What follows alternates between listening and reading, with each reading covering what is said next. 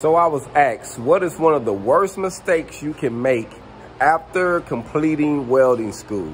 And you know what that is? Not preparing for your job a month prior to you completing. A month prior to you finishing school, you're already getting your contacts.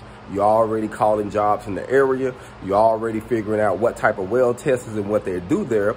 That way, your last 30 days, you can gear yourself around what the company that you're trying to get hired, what they're doing. You can actually bring it to the school, and the welding instructor can gear you around that job. So when you finish school, you can walk into that job and that interview and take that test like you've been working for the company. It was like, did you do a tour? Did you walk through here?